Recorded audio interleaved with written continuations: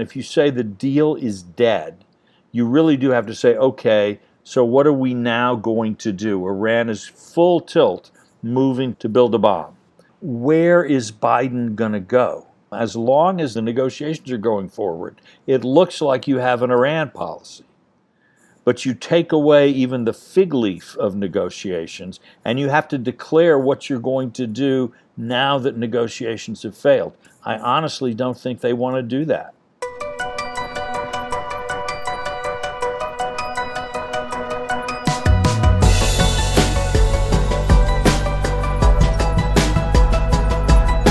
Are we getting closer to or farther away from an Iran deal? Walter Russell Mead of the Wall Street Journal, who's been a guest on this podcast before, has been following developments closely. I wanted to check in with Walter about Iran, but I also want to check in with him about his new, big, and groundbreaking book called The Ark of a Covenant, The United States, Israel, and the Fate of the Jewish People. Walter has been immersed in writing this book for over a decade. I've actually read earlier drafts years ago. It covers the history of the U.S. Israel relationship, but it's also a book about the history and future of U.S. foreign policy. We tend to romanticize the history of the U.S. Israel relationship. It is true that President Truman's administration supported Israel in its declaration of independence. But the U.S. also maintained an arms embargo on Israel during its War of Independence. Israel fought that war with Czech rifles, not U.S. arms. It was actually the Kennedy administration that was the first U.S. administration to sell Israel any weapon system. Why? And why does the U.S. still support Israel militarily today? What has been America's calculation behind U.S. support for Israel? Is it based on shared values, a democracy in a dangerous region, defending a country born out of the ashes of the Holocaust? Or has U.S. policy been based on realpolitik because Israel advances America's geopolitical interests? Or is it a blend of all of the above? And what role does U.S. domestic politics play in all of this, if at all? Walter's book got me returning to these questions, not only about the history of the U.S.-Israel relationship, but the future of the relationship and the future of U.S. foreign policy. Walter's at the Hudson Institute. He's Global View columnist at the Wall Street Journal and a professor at Bard College. He was previously the Henry Kissinger Fellow at the Council on Foreign Relations. This is Call Me Back. And I'm pleased to welcome back to the podcast my friend Walter Russell Mead of the Hudson Institute of Bard College, a weekly columnist for the Wall Street Journal, and author of a fabulous new book recently released called The Ark of a Covenant, The United States, Israel, and the Fate of the Jewish People, which is not only a terrific book, but it is terrifically blurbed. One could say the surge in sales and rave reviews is because of the blurb. No, I'm just joking. I'm one of the blurbs. Walter, all due to you, Dan. All due to you. But you should know that I was with my 13-year-old son in the Barnes and Noble on the Upper West Side, and we were buying books for their summer reading for school, and he stumbled upon your book, and he saw my name on the back, and he picked it up and was quick to rush over and point out to me that I had a new book out, and I told him no. Just because he saw my name on a book doesn't mean I have a new book out. You should have let him, you could have had a couple of good years out of it before he figured it out. I banged out this, 600-page, book while you didn't even notice. Asher, of course. Okay, so I do want to talk about the book because there's a lot in there to unpack. But before we do, there's a lot happening in the world, as you have been chronicling in your column in the Journal, and one of the many things happening in the world is this: is it going to happen or is it not going to happen? Iran deal, or is America and the West going back into the JCPOA? And the talks are ongoing in Vienna. And I want to quote from a recent column you wrote in the Wall Street Journal. You wrote, Republicans can justly say that Mr. Obama's decision to sign something as consequential and controversial as the Iran nuclear deal without the bipartisan support needed to get a treaty ratified in the Senate was a historic mistake. And then you say that Democrats can reasonably respond that Mr. Trump's unilateral withdrawal made everything worse. Such matters can be left to the historians. The question before us now is not who was right in 2015. That's when Obama entered the deal, or 2018, referring to when the Trump administration pulled out of the deal. It is what we do next. So, Walter, I guess I have three questions. Where are we with these Iran negotiations in Vienna? What is likely to happen? And what should happen? Okay, where are we with the negotiations? We are right where the Iranians like to be, where we are telegraphing our eagerness to buy a rug, and they are haggling over the price of the rug. At this point, the Biden administration has been really saying since last December, almost a year ago, well, now these negotiations can't drag on forever, just a few more weeks. We've really got to reach a conclusion here, and the Iranians have been responding with, well, we still have some details to work out. We're making progress, but we have a few more details. Meanwhile, they're enriching uranium like crazy with their centrifuges and making progress on the nuclear program. One assumes also that their relationships with both Russia and China are getting better, and that Russia is seeing more and more advantages in working with Iran and is more and more determined, whatever else it does in diplomacy, to do things that frustrate the United States. So I would say, the picture is not getting better. And I say 3 weeks ago, a month ago, the Biden administration was pretty sure that the deal was dead. Then they went through a period of, wait a minute, there is hope. I called it at that point, the Iran deal is the Schrodinger's cat of diplomacy. Yeah, explain. It was a great metaphor. Yeah, and we won't know till somebody opens the box whether the cat is alive or dead. So there were, some meow-like sounds were coming out of the cat box last week. But then the most recent news we've heard from the Europeans is that the Iranian response was not helpful. In some ways, they've gone backwards. So the effort to have... And that particular development's like in the last few days, right? Yes, exactly. And this was after the EU had drafted what they said was the final no more changes document, and the Iranians immediately got into a negotiation over that document. So we are not, the wheels are spinning. The administration, I think, very much wanted to get this deal done as far away from the midterm elections as possible.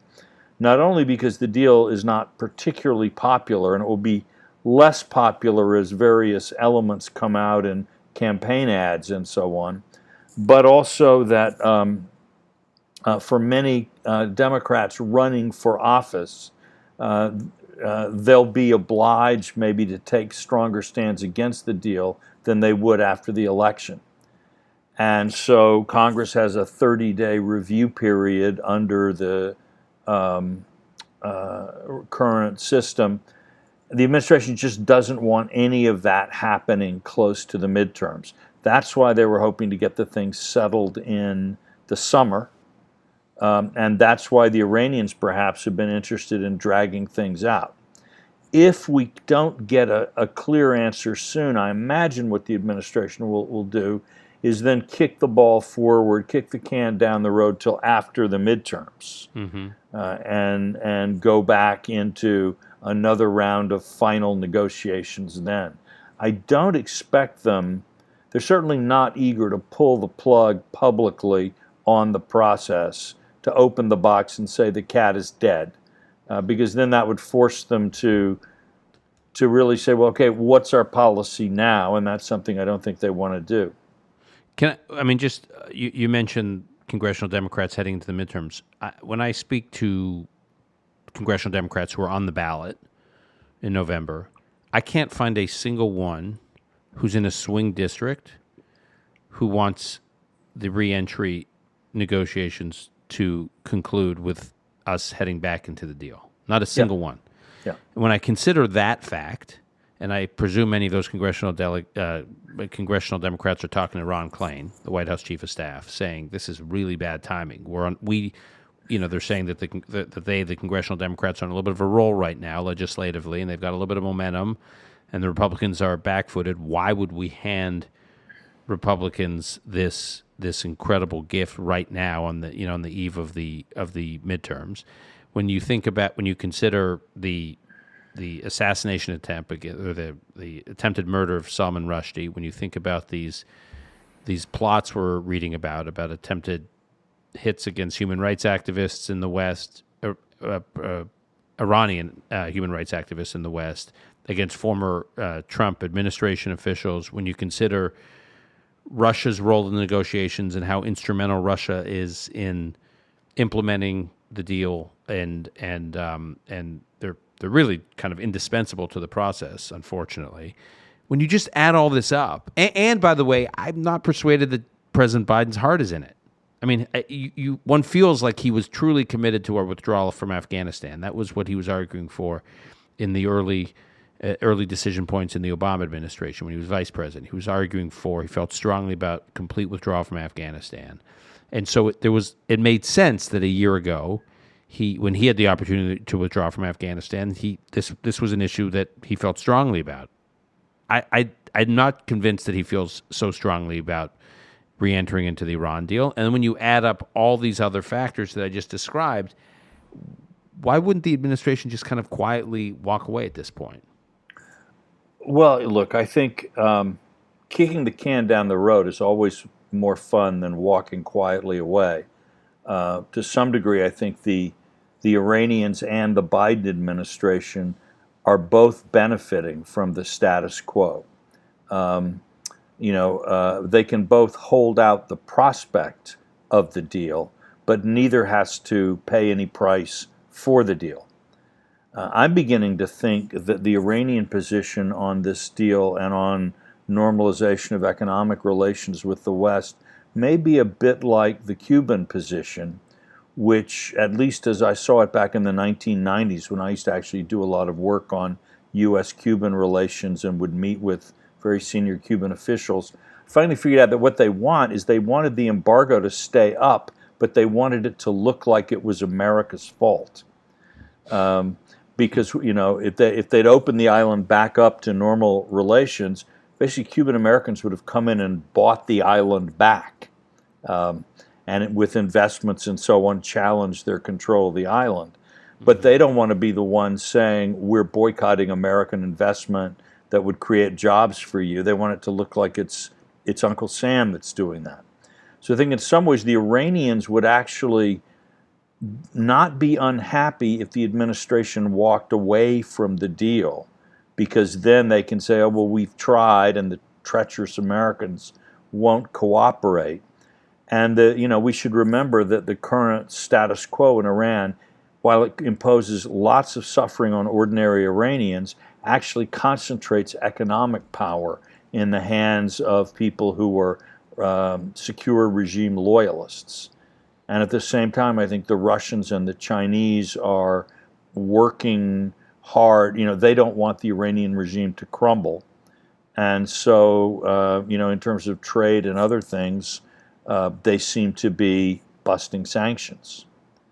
So there doesn't seem to be a lot.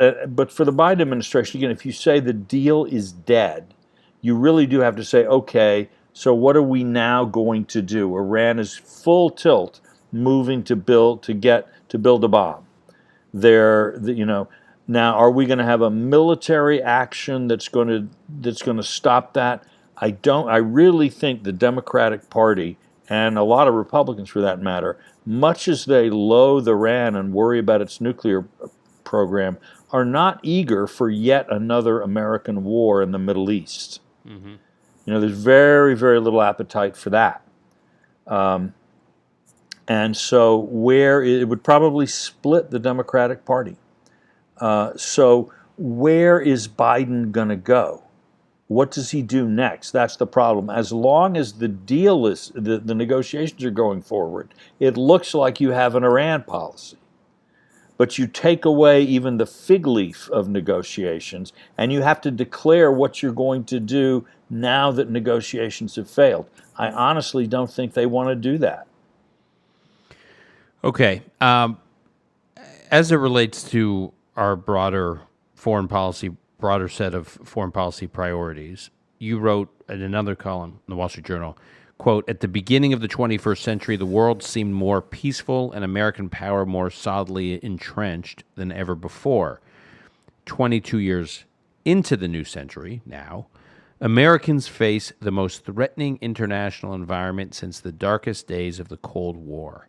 The war in Ukraine threatens the post-Cold War order in Europe. Iran is well on its way to a nuclear bomb. And China's shadow looms larger than ever over Taiwan. Now, you are in regular contact with the Biden administration. Do you think they view it that way? They view the world as menacing as you have just characterized it? Well, of course, there are lots of different people in the administration, but my impression is that they are not unaware. These are not. It's not sort of controversial that the war, to say that the war in Ukraine is a big deal.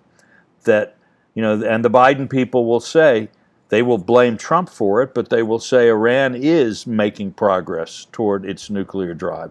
And as for the threat to Taiwan, it's a public, notorious fact that they are making a center of their policy. So I think that does, it's hard not to pick up a newspaper and see that those things are true. And as it relates to U.S. policy in the Middle East, and I want to get to your new book in a moment, but how much of what we're dealing with as far as the first 22 years of this century and all the instability around it is a function of what appears to be a gradual U.S. disengagement from the Middle East over the course of 3 administrations, right? The Obama administration, the Trump administration, and now the Biden administration, all obviously in different ways.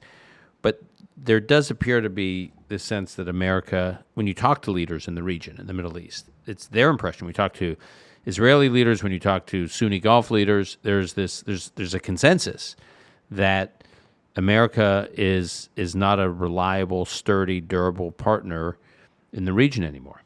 Right. Well, I think they've formed that conclusion because they've listened to the things that American leaders in both parties have been saying in public and private. And President Obama was clear in his view that the United States had become over-engaged and its engagement had been over-militarized in the Bush years, and that we needed to, as he put it, pivot to Asia. President Trump was also clear that he wanted less American engagement, and by failing to or refusing to retaliate against Iranian strikes on Saudi facilities, other things, he gave a very strong signal there that he was not interested in stepping up American military support in the region. And President Biden has been equally clear in his attempt to prioritize China, but then later the war in Ukraine and the attempt to sort of isolate Saudi Arabia and turn its crown prince into a pariah. All of these are things that worry them. But I think we should also not entirely let the Bush administration off the hook. It was engaged, but it was unsustainably engaged. And the war in Iraq ended up seriously reducing America's reputation for judgment and competence in the Middle East. I mean, the initial war went very well, but the sort of the era of American occupation of Iraq was not a glorious one in the annals of governance. Mm-hmm. So there's a clear, it's unmistakable that the United States is both an actor that is not as wise as many might hope, not as steady, and seems eager to reduce its position in the Middle East. Now, I think that the reality may be changing, in that there may be a renewed sense in Washington that the Middle East does actually matter. But it will take some time for that perception to sort of work its way through both the government and the political systems. Okay, so now your most recent book, the Ark of the Covenant. Why I know you've been working at this book for a while.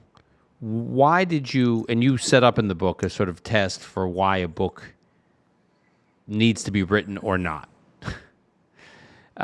which I presume by virtue of working through this very ambitious and very impressive project, you concluded that it was worth writing. But it just can you explain to us here why you thought this book was important Okay. to contribute? Well, I felt, even at the beginning of the project, and I started working on this just about 12 years ago, began some of the research, that it looked to me that Americans were deeply engaged with Israel, but that people didn't have very clear ideas about what our policy was, what was working, what was not working, what the political forces were in the U.S. that were driving our policies, and indeed, what the history of the relationship was. If you talk to most people under 50, it's hard to find someone who knows that for the first decades of Israel's independence, support for Israel in the United States was a left-wing cause. And the Democratic Socialists of America used to, for them, Israel was like their poster child. It was proof that socialism could work and that a socialist country could be democratic and a socialist government could carry out an effective, strong foreign policy. And Stalin actually did more to promote Israeli independence than Harry Truman, if you really get into the weeds of what happened, which I try to do in the book. So people simply don't understand the history. In the same way, I think people grossly overestimate America's negotiating ability with Israel. There's a sort of an assumption that poor little Israel really has only been able to succeed because America has constantly supported it. And many people would say, well, and America's constantly supported it because the all-powerful American Jewish community has, forced that support onto the American political system. And so Israel has not become a successful country by doing things that countries do, building a strong military, building a strong economy, managing its foreign policy wisely, developing an effective state. None of those things. It's done it by, quote, Jewish skills like secretly manipulating politics from behind, using Jewish money and Jewish influence peddling to achieve these results. It's, this verges, in its darker forms, this is a purely anti-Semitic kind of motif. And yet, if you look at the record, when Israel really needed an American alliance, the United States wasn't there. In the 1940s and 50s, when Israel was poor, full of refugees, surrounded by enemies, the United States was actually busy trying to make Nasser the center of our Middle East policy, not Israel. We actually we're talking with the British about detaching the Negev from Israel in order to pacify Arabs. In 1956, at the Suez Crisis, the U.S. sided with Egypt against Israel. Even going back to Israeli independence, the last thing the Israeli cabinet did before declaring independence was voting to disregard, to turn down Harry Truman's plea that they delay independence so that he could still try to find some country willing to assume responsibility for the UN mandate to find a peaceful solution to the war. So Israel begins by disregarding American advice, and it becomes strong and acquires nuclear weapons against the very determined efforts of John F. Kennedy to stop the Israeli nuclear program. And it does these as a very small, weak, isolated country. If people think that now that it's a regional superpower with a world-class tech sector, much stronger economy than ever in the past, it's somehow going to drastically alter its policy because somebody in the United States, doesn't like something that Israel just did, That's crazy. And yet, that's the sort of default mentality that people often approach this relationship with. Israel is a dependent of the United States. Israel is therefore a creature of the United States. And if Israel isn't behaving the way I would like it to, it's because the President of the United States isn't being firm enough, tough enough with Israel. These thoughts mean that all kinds of people who think they are following this issue carefully and who care about it a lot actually have no idea what's really going on. Okay, so there's a lot here, a lot you just said that I want to get to. First question, it seemed to me when you, in this book, you write a lot about the history of the U.S. Israel relationship. It's fascinating tidbits that then threads you can pull on as a reader about American politics and the history of American politics and history of different political movements in the U.S. that shaped the U.S. Israel relationship. But you also seem to be writing about the history of U.S. foreign policy, almost like through the lens of the U.S. Israel relationship. So what is your, if you had to summarize, what is your overarching view on the history of U.S. foreign policy that is captured through the U.S. Israel relationship as a proxy for that history? Well, I'd say this, that if you really want to understand the relationship of the United States to any of the countries that we're deeply engaged with, you actually have to understand American foreign policy as a whole. Because we don't, as a country, we're a generalist, we're a globalist.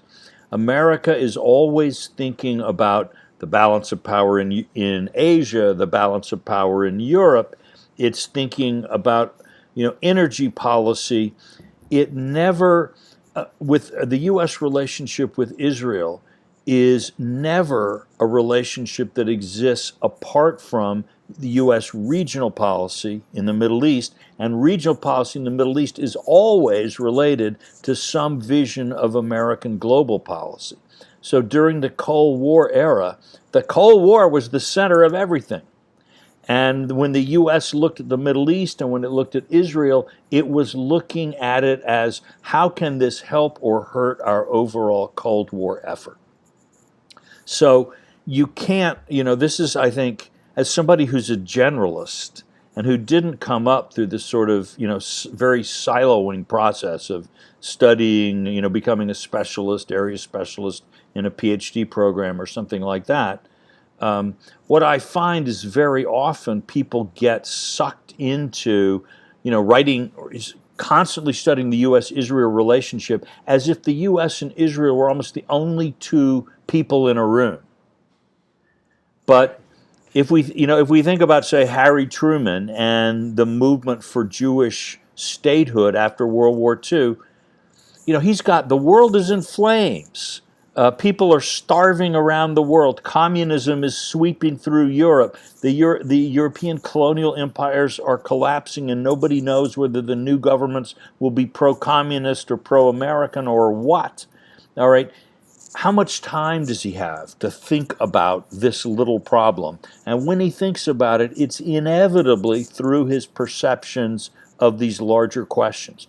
So if you write a history of the U.S.-Israel relationship, or for that matter, the U.S.-British relationship, the U.S.-Chinese relationship, what have you, that doesn't present a vision of American foreign policy as a whole, you're actually not doing your job. At least that's how I felt. Now, I could have written such a history about U.S. policy toward Britain. Someday I might even do that. It's a very interesting topic. But Israel as a country, it seemed to me, is a great lens to work on because the relationship touches on so many different constituencies in the United States. So many different issues come up. I actually think a deep study of this relationship is a great introduction to American foreign policy. Okay, so you mentioned the Truman's decision to recognize Israel's independence in 1948. There is a story that I have been raised on, which you kind of knocked down. in this book. The story I've been raised on is that Truman is sitting there deciding what to do. The Soviets make the first move. They're going to recognize Israel's right to exist. Truman's deciding what to do. And on the one hand, he has people like Clark Clifford who are pushing him to recognize Israel's right to exist. And then you have people like Secretary of State Marshall who are not only saying he shouldn't do it, but that they are threatening to resign if he does recognize Israel's right to exist. And then who tips the balance? But Eddie Jacobson, his old buddy from Missouri, Truman's old childhood buddy from Missouri, who persuades Truman to meet, I think, with Chaim Weizmann, who wound up becoming Israel's first president. And Weizmann couldn't get a hearing in the White House with President Truman, and his old buddy, a Jewish childhood friend, persuades him to see Weizmann, and Weizmann, prevails upon Truman, and that's what tipped the balance. Right. And you say that's at best. It's a very beautiful story. It's the American. And for pro-Israel activists, by the way, it's like the greatest story because it's like what you want to believe. I know the littlest Jew in the in a little city your little effort can push the whole. You're right. Right. No, actually, again, pro-Israel people and anti-Israel people love this story. Because for anti-Israel people, it's like proof the Jewish lobby controlled Truman and made Truman, instead of listening to the wise counsel of the State Department advisors, George Marshall, George Kennan, he listens to like the slimy domestic lobbyists like Clark Clifford. Right. So everybody likes this story. Everybody wins. Yeah. This story. Yeah, it is true. And that's actually one of the things that that makes the received wisdom of history, a story that has something for everybody. The only problem is there just isn't much evidence that this is what was happening. In fact, there's a lot of evidence that it was moving in a very different way. Eddie Jacobson did go see Truman. And just like Queen Esther in the Bible, he persuaded Harry Truman to, the moody Gentile ruler, to listen to Chaim Weizmann, and he did. We don't have any record of what happened, but what we know is that American policy did not change after that meeting. Mm-hmm. That Truman does not then begin to fight back against the State Department. In fact, he embraces the State Department's shift to fight to try to delay partition. By the way, the question was not Israel's right to exist. The question was whether to recognize the declaration, the state. At this point, I think, thanks to the UN resolution, in the U.S., people generally thought, well, it has a legal right to exist because the UN partition resolution calls for that. But the thing is that, again, Truman was in a trap of his own making. He never really wanted, he did not want to make Israel, Palestine, a major element in American policy. The reason is after World War II, the U.S. has only one strong ally left against the Soviet Union, and that's Britain. And the British realize in the summer of 1945 that if there's going to be any hope of maintaining their living standards and maintaining Britain as a world power, they're going to have to keep the Arab oil companies in at least the informal British Empire and keep them in the sterling zone. They also understand that the state of Arab opinion about Zionism is such that if the British can't deliver on this, it will radicalize Arab opinion. It'll endanger all the monarchies at this time. Iraq and Egypt and Libya and Jordan all have pro-British monarchs who in many cases are rather unpopular with many of their subjects. And so either the pro-British governments will be overthrown, or they'll be forced, or in self-defense, these regimes will have to become anti-British and run to get to the head of the nationalist parade. So the British need to find a way to stop, to make it look as if they're effectively acting for the Arabs. And the question then comes up. You have hundreds of thousands. In the beginning, the estimate is about 100,000 of displaced Jewish survivors of World War II, many living in camps, some of them actually in the same concentration camps physically where they were under the Germans, who want to go to Palestine. And David Ben-Gurion says, I need 100,000 visas. Truman kind of takes that, this is my deliverable.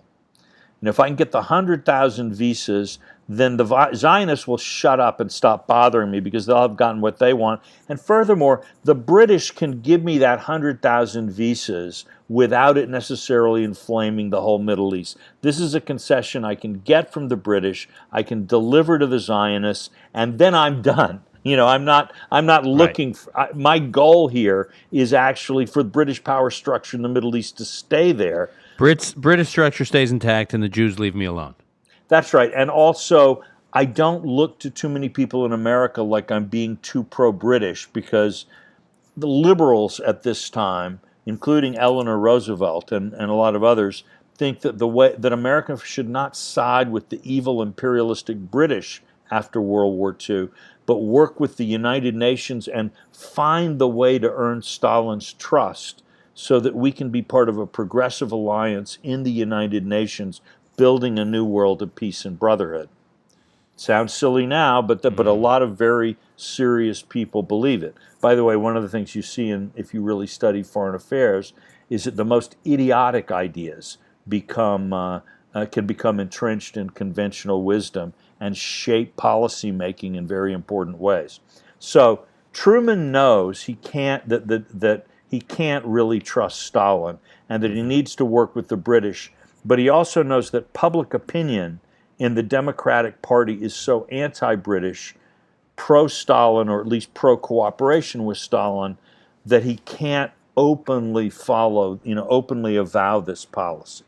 So the 100,000 visas look like they're going to get it, but the British keep delaying. They really don't want to do it. Their position is, if you want us to do this, then you should pay the costs of doing it, and it's going to cost us a lot, because we're going to have to send more troops to Palestine. We're going to have to try to figure ways to keep the Arabs happy. This is going to be a very expensive policy, and whatever else is happening, you don't get to pick the policy, and then we pay the costs for imposing the policy. You have to help us here. Truman doesn't want to do this for all kinds of reasons. And then in 1947, it looks for a while like Truman's problem has been solved, because there's a huge winter freeze in England in all of Western Europe, in fact, in the winter of 1947, and the British economy collapses, and the British government realizes it can't pursue its old imperial policy. That's when they decide that they're going to get out of Greece and Turkey, forcing Truman into what ultimately became the Marshall Plan. That's when they decide they're going to get out of India, whether or not there's a stable agreement. And it's also they're going to turn the whole Palestinian problem back to the United Nations, wash their hands of the whole mess. And this, again, for Truman, the decision on Palestine was the least interesting of these three, for any serious observer of world politics. The partition of India was a much bigger deal. But abandoning Greece and Turkey, that meant basically the U.S. would have to either see communism move further into Europe or undertake the defense almost on its own. And that directly leads to the Marshall Plan, which monopolized much more of Truman's attention and the State Department's attention than this sort of scramble for Palestine. All right, so now once the British throw the issue to the UN, Truman, you might think if Truman were either under the control of the Zionist lobby or an enthusiastic supporter of Israeli independence, he would now start doing what he could to push the UN toward a partition, toward an agreement on Israeli independence. He does the opposite. Oh my goodness, we can't interfere with the sacred United Nations. The big powers must stay out so that the small and medium powers can reach a good decision. and that's just, this just makes all the liberals and UN people purr with delight. It really annoys the Zionists, but they don't have the power to change the policy. And so Truman coasts along, and for a long time it looks like, even if the UN vote decides, if the committee, UNSCOP, this committee looking into it, supports the idea of partition, it'll never get through the UN General Assembly. It can't go through the Security Council. The British would veto it.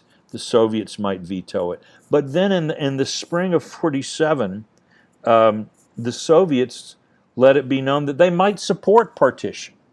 And then when the UN committee actually votes for partition, the Soviet Union announces that it will vote, it and its puppets and allies will vote for partition.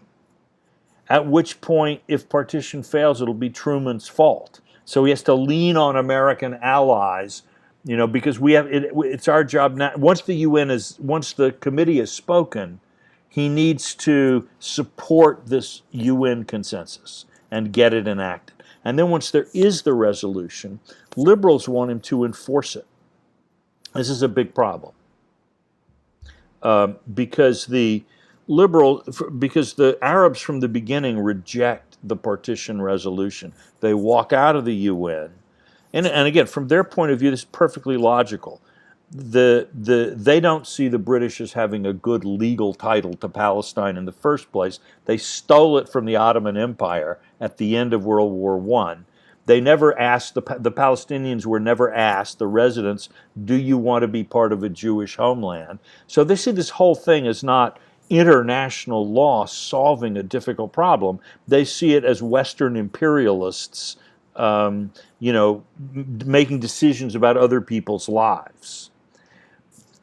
So So there's one important. You keep talking about the role of liberals and the liberal establishment, which featured prominently in Truman's calculations. There's one liberal that you referenced a little while ago that plays a very prominent role, which is Eleanor Roosevelt. Exactly. Who's the carrier of the flame of her husband's legacy. He's since passed away, and he's very important to Truman as Truman runs for office in 48.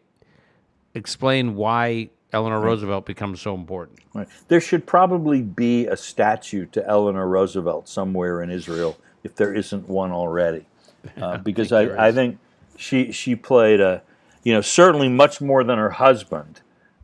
She played, I think, a very powerful role in what happened. But yeah, she had two sort of things that were driving her.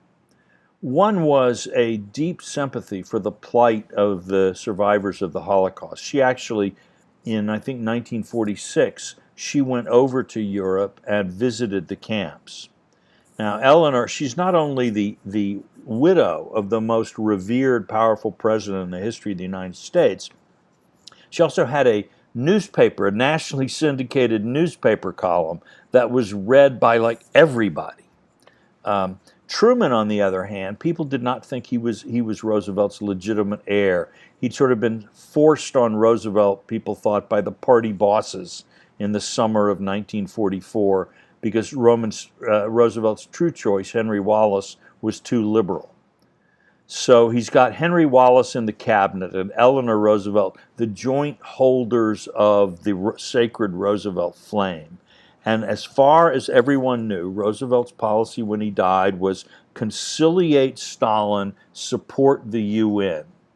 And so that policy then is, that's sort of the true New Deal, the true Democrat, the true FDR policy. And Truman is trying to change that. True, right, exactly. Truman said from very early on, Truman says Stalin is breaking all of his agreements. He cannot be trusted. Basically, Truman feels he needs to steer the United States toward what would become the Cold War, a real conflict. And he needs to do that in a party where he's personally weak and unpopular. And he's running for election, and he has a primary challenge. Right, and Roosevelt's two sons, Franklin Roosevelt's two sons, are part of a dump Truman campaign, and Henry Wallace is planning to run on a third-party ticket. Didn't they endorse him? Didn't Truman's kids endorse Wallace? No, I think they were more. I'd have to look at that one up again. They were actually supporting Eisenhower in the summer. Oh wow. Okay. All right. There was a draft Eisenhower movement as a way Anyways, of they were dumping anyone but Truman was there. They were right. That was and so Eleanor really becomes critical, so Truman, by supporting the wants to support the UN resolution for partition. But when the Arabs walk out of the UN and the fighting begins in Palestine, there's several huge problems that develop. One is Israel doesn't have arms; the Arabs have a lot of arms. What's the U.S. going to do? Well, Truman actually puts an arms embargo on the region, which has the net effect of favoring the Arabs because the British are arming the Arabs. right. And many people point this out, but he's unmoved on it. Then you have, again, suggesting that Truman was not a puppet of the Zionist lobby. He was very clearly capable of imposing policies that they saw as a mortal threat to Israel, to the Jewish cause. He was willing and able to do that. But then, in the winter of 1948, the Jews are losing the war. And military experts, including General George Marshall and Field Marshal Montgomery on the British side, are saying quite confidently that if a war breaks out, the Jews will lose. And so now the UN people, the people who want to support the partition plan, like Eleanor Roosevelt, are attacking Truman. Because shouldn't we be sending troops to support enforce the partition resolution? Are we going to let a war break out? Maybe the Jews lose the war. So the UN's first great decision will become a complete mockery. That can't be allowed. But the generals say to Truman, we do not have the troops. Our position in Europe is weak. We've been demobilizing since World War II. We do not have any option militarily in Palestine.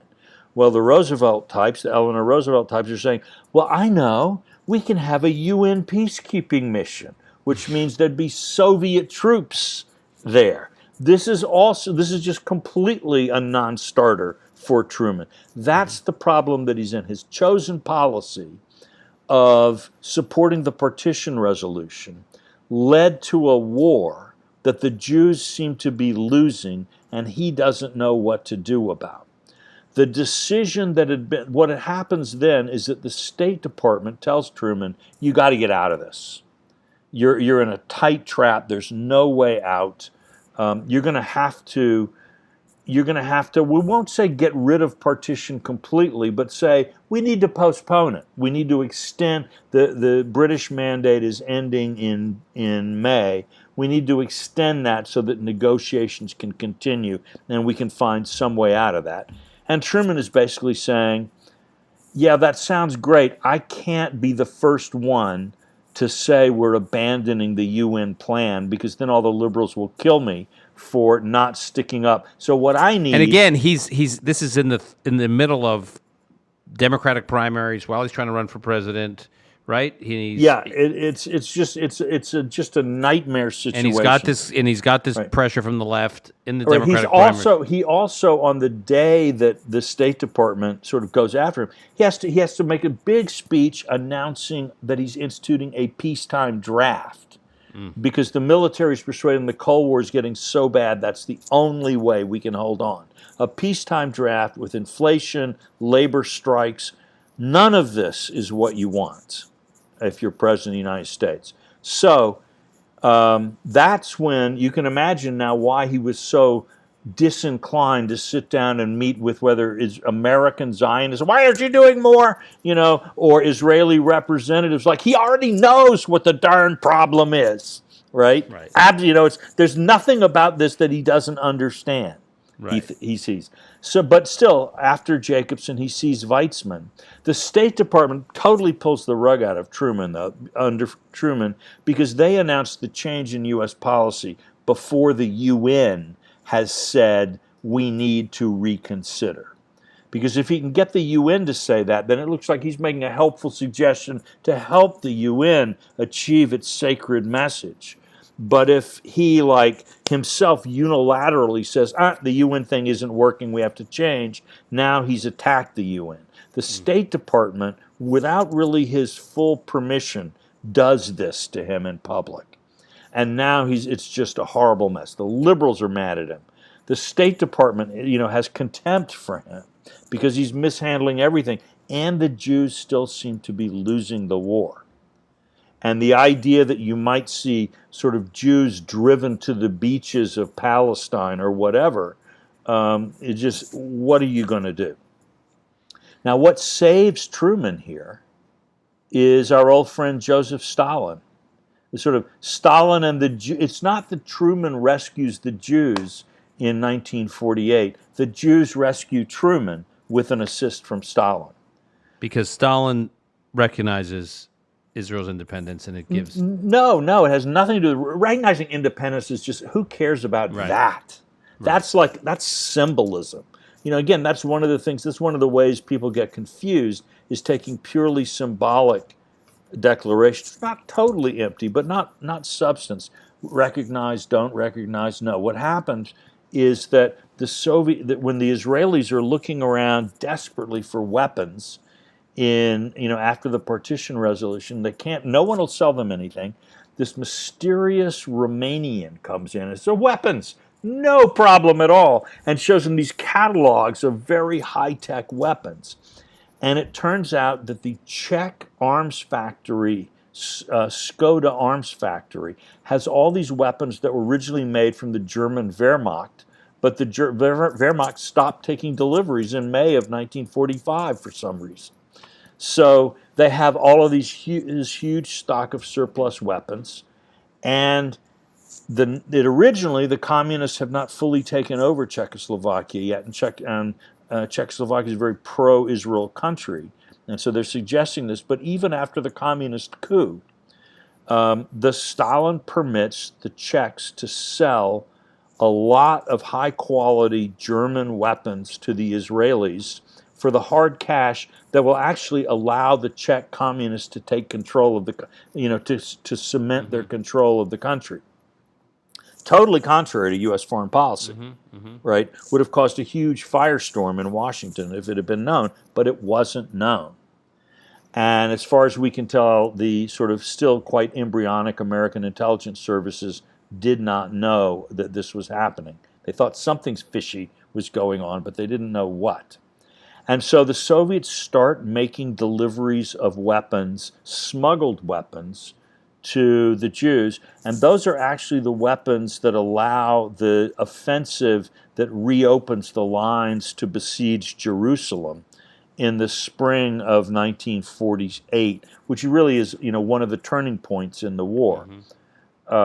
And so, again, without the Soviet weapons, I'm not sure that they would have been able to do that. And the largest Jewish community in Palestine was in Jerusalem and was literally being starved out at the time. Right, totally isolated.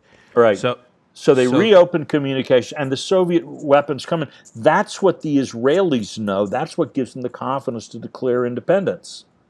That, with these weapons, they actually have, think they can win. Right? So now what happens then for Truman is he's tried to negotiate an extension of the mandate, get the Israelis to put off Declaration of Independence. It's failed.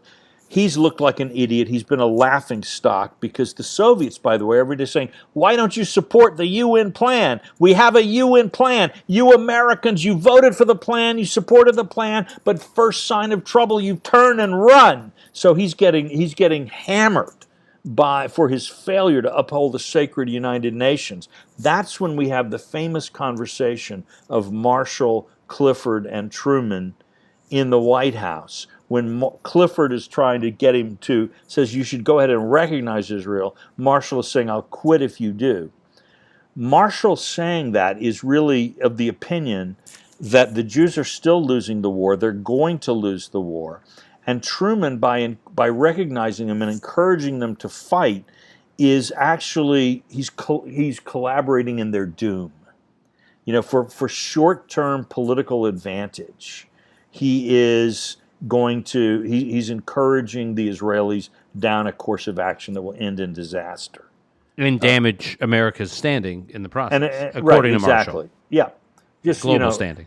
And Clifford, but Clifford's argument is really because Marshall's arguing we're going to be associated with a losing war, and we're going to alienate the Arab world. But also but also just as a moral person, this is that's why Marshall would have opposed it on political grounds. But the intensity, the threat to resign, came out of his sense that you were gratuitously exposing these people to a losing war. You're enabling them. Right. For short-term political advantage. It's contemptible. That was his view.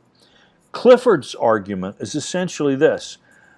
Look, if you now recognize the state, what you'll be doing is at long last, you'll actually be in compliance with the UN resolution.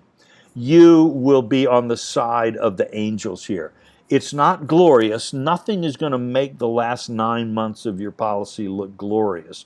But the State Department, what's the State Department really got to say for you? There is no mandate. The war is happening. They've declared independence. The Soviets are going to recognize them. There's a faction in the Israeli military that's very pro-Soviet. Do you really want to give time? People are thinking, look at the Spanish Civil War when the Soviets were able to work with one military faction among the Spanish Republicans and basically take the thing over. Do you really want to open us up to this? And so Clifford's argument is on the policy side, why give the Soviets an opportunity when this doesn't really cost you anything to recognize them? And then on the political side, and you'll be on the right side with the UN here. You'll have, at the end of the day, done the right thing. So he does it. And in fact, everybody is furious, and because it's so awkwardly done, and the State Department sort of sabotages him in its sort of classically passive-aggressive way. But in the end, Eleanor Roosevelt coldly, reluctantly, and late endorses him for re-election. And Truman pulls off one of the major upsets of the century. Now, this is, it's a master class, not in Zionist lobbying, but in an American president maneuvering in an incredibly difficult way to move the needle on foreign policy while, working toward his own re-election. But because people see it, through the lens of that beautiful story you started us off with, they miss this whole complex reality, which tells us a lot about American political history, the politics of American foreign policy. And of course, it just doesn't fit. To your point, it doesn't fit a lot of narratives, one of which is, not only was it not Truman's political calculations were not being in response to a Jewish political constituency, but it was to be responsive to a left-wing constituency in his own party that wasn't Jewish. Yes. The ultimate irony given where the politics of the U.S. Israel relationship is today. No, exactly. This is, and this was, as I also note in the book, this begins the period when American Jews were the most pro-Israel in history. Before 1940, the leadership of the American Jewish community was anti-Zionist. Right. Okay. And so today it's quite divided. I want to ask you about, you never mention in your book, I was struck by this, no matter how hard I looked, I couldn't find the names John Mearsheimer or Stephen Walt, who, for our listeners, were co-authors of a book that was published in 2007 called The Israel Lobby and U.S. Foreign Policy. Mearsheimer is a professor at the University of Chicago, and Walt is a professor at the Harvard Kennedy School. And they wrote this book that basically, and you alluded to it early on, Walter, that argued that U.S. foreign policy towards Israel is about domestic politics and being responsive to a disproportionately powerful, as they would put it, interest in the U.S. that was represented in organized politics, among donors in the Jewish community, in American politics, among the American media, which, all the usual tropes, that this was why the United States had been so pro-Israel in its foreign policy over the last number of decades. And that in fact it operates the politics that are driving our foreign policy works against American interests in the region, and we the United States actually shouldn't be on Israel's side. The authors argue it's actually in our interest to be on the Arab world side, to the extent that the region was defined by an Arab-Israeli conflict for many decades. You never mention them by name, although you do refer to, I quote here, a rancid urban legend, which refers to this theory of U.S. foreign policy. So could you summarize, I mean, you sort of did earlier in the conversation, but just summarize briefly what this rancid theory is and why it's so wrong in your view. Well, first of all, I would say that rancid urban legend was not, on my part, an intentional reference to that book. And I also didn't mention names because I think American political discourse is full of enough bitterness and animosity as it is. And one of the reasons I did write the book was I feel like this is an issue where there's a lot of cancellation going on. I refer to John Churchill's wife, the Duchess of Marlborough. She hated easily, she hated heartily, she hated implacably. We have a lot of that running around in America, right. And I'm not trying to add to the sum of that. But when you disagree with a set of ideas, you disagree. And what I think what makes some forms of this Israel lobby thesis toxic is that for some people, some structural realists, the idea is that normally in foreign policy, domestic politics really doesn't play much of a role at all. That foreign policy is dictated by the realities of the international system. And so states just follow their interests essentially because they don't really have any choice. Like billiard balls on a pool table is sometimes an analogy that people use. But so if you believe this, and then you also believe that when the question of Israel comes up, the United States doesn't follow its national interest, but follows the dictates or demands or whatever of a domestic lobby, all right, you're saying this lobby is different from all others. You're saying the Cuban-American lobby can't really control our Cuba policy. The oil lobby doesn't really control our Saudi Arabia policy because it's the national interest. You see what I mean? But there's only one lobby, lobby. And why is this lobby different from all others? All right. Now, again, that you can believe this without being an anti-Semite. I mean, this is, it's an intellectual position that people can come to, but it's so closely linked to classical forms of anti-Semitism that I think it's very hard to separate them really when you look hard at it. So I'm not going to say that X or Y is an anti-Semite, but I'm going to say this is an argument that is extremely difficult to distinguish from anti-Semitic, very dangerous and very widespread anti-Semitic memes. Okay. Today, one could argue, if much of the debate about Israel and the rationale for U.S. support for Israel over the last few decades has been at least partly articulated by shared values, right? And you talk about this in your book.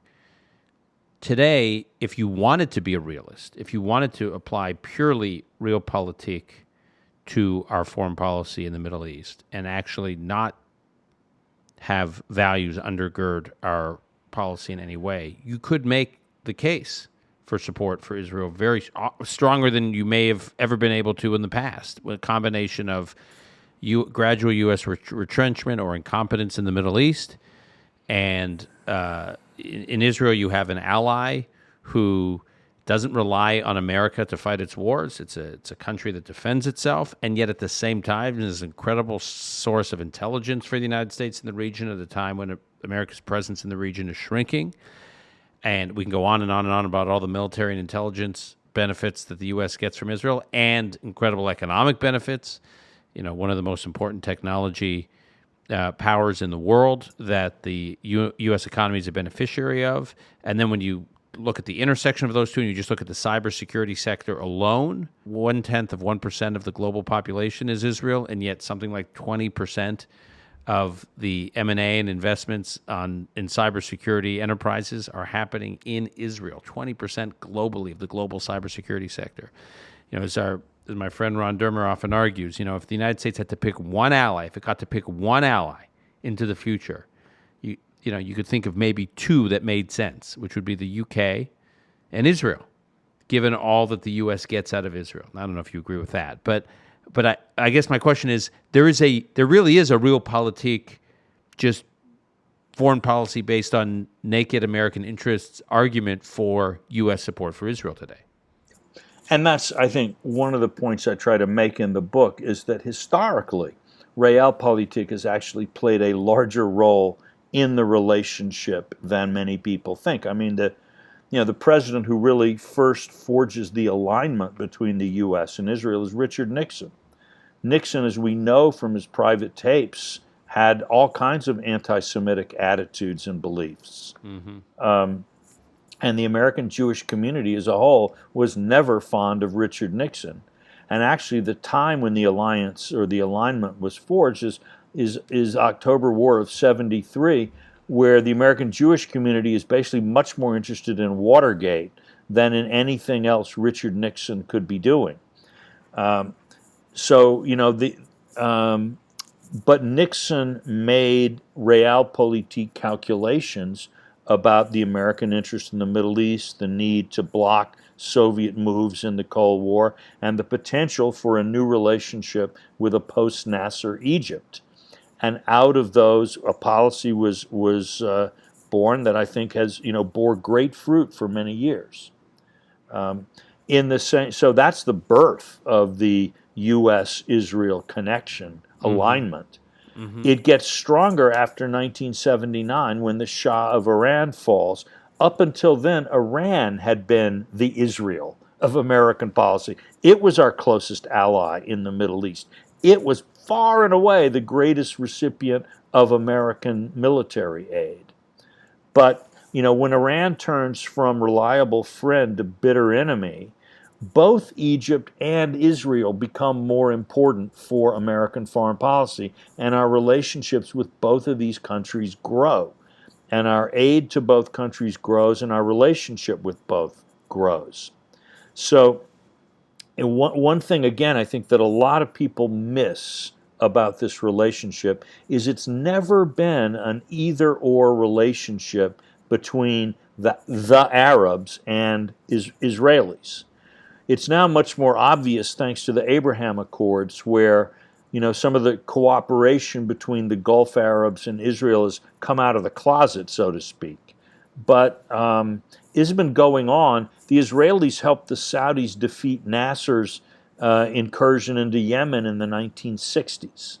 There are all kinds of things that have been going on for quite some time, and the Arabs, the Arab rulers have had very pragmatic approaches on these matters. American presidents have never really been like, you're either Israel's friends or you're the Arabs' friends. Think about it. The United States had the closest alliances in the Arab world of any external power during most of the Cold War, and we had the closest external relationship with Israel, especially after 1974. So this whole idea that there's some trade-off. Or zero sum, that it's zero sum. Yeah, right. It's just not true. Mm-hmm. That's one of the many sort of myths that I think is both pro-Zionists and anti-Zionists at various points have kind of jointly set up. But it's not the history. It's not the reality. So bringing this to where we are now, just wrapping up, you wrote a column earlier this summer where you looked at kind of where the turning point was in the Middle East, and you focused on 2014, the Gaza war in 2014, where you saw after 8 years of the Obama administration, what you articulate as a number of missteps, and obviously missteps in the Bush administration in the region, and you had all these Arab governments watching what we did in Syria, on not enforcing the red line, letting Russia establish itself in Syria, what we did in Libya, how we managed the Arab Spring and the the rise of the Muslim Brotherhood that came out of the Arab Spring in places like Egypt.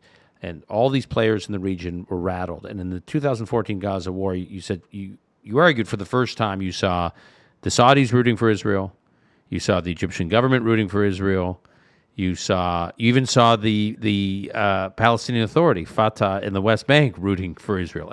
They all wanted Israel to just pummel Hamas. Yep. And you sort of you described it as like a turning point when the region really was transformed.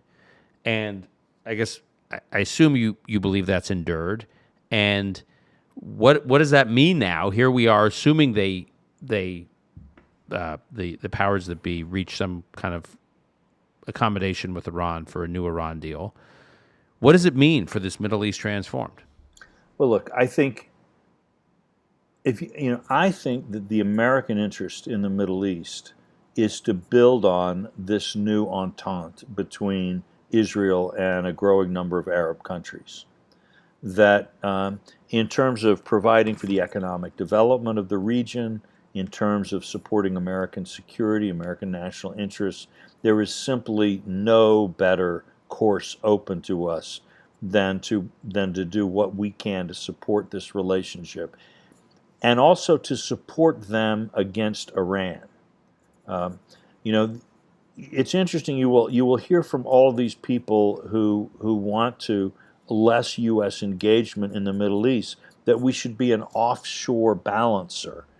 I think there's some truth to that. We certainly don't need to be occupying chunks of the Middle East and so on. But as a balancing power, what we need to do is to make sure that no single power can overturn the balance. There's only one country in the Middle East right now that has both the ability and the means to do that, and that's Iran. Which is, you look at it, it's to stay, Iraq, Syria, Lebanon, Yemen, and it's operating in other places. Also, look at the state of all of those countries. That's what Iranian power gives you, is, just wretched immiseration, chaos, because it can't be stable. The Iranians can't actually build a stable regional order. So in the interest of even the human rights of people in the Middle East, yes, their governments are not perfect right as it is right now on human rights, but human rights in Lebanon are not better after Hezbollah has wrecked the country than they were before.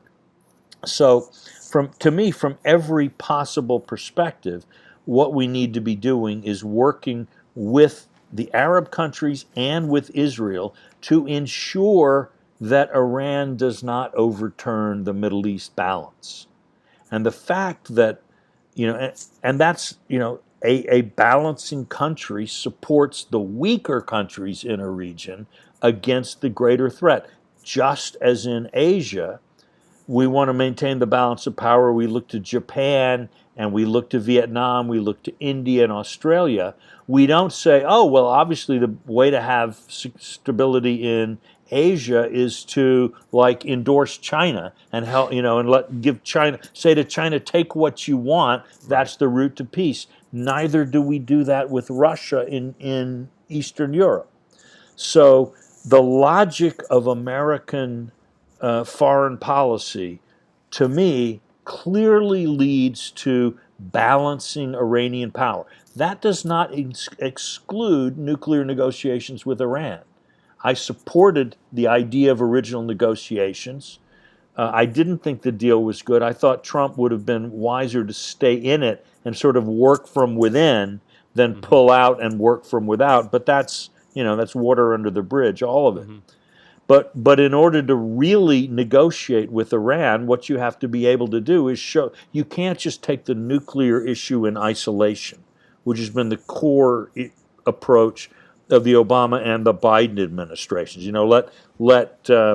Let demons run wild across the Middle East and instability frolic and prosper while you fund Iran or offer huge economic opportunities and gains for Iran without any constraints on its behavior, just to get some kind of a nuclear deal. This telegraphs so much weakness to Iran. They're not going to give you a good nuclear deal.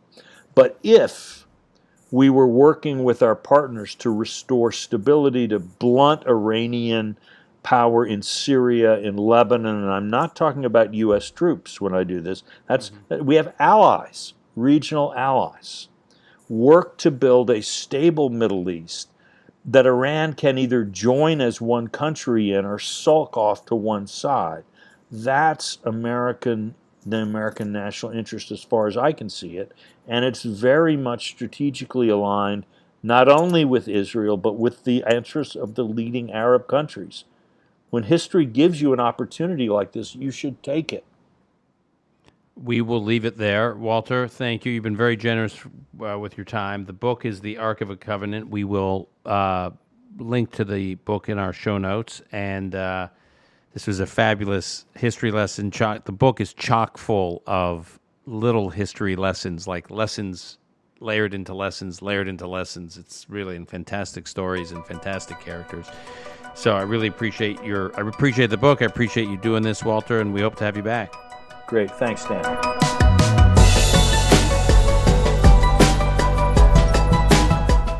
That's our show for today. To keep up with Walter, you can follow him on Twitter at WRMead, M-E-A-D. And of course, you can find his new book, The Ark of a Covenant, and his past books at your favorite independent bookstore, at barnesandnoble.com, or at that e-commerce site I think they are calling Amazon. Call Me Back is produced by Alon Benatar. Until next time, I'm your host, Dan Senor.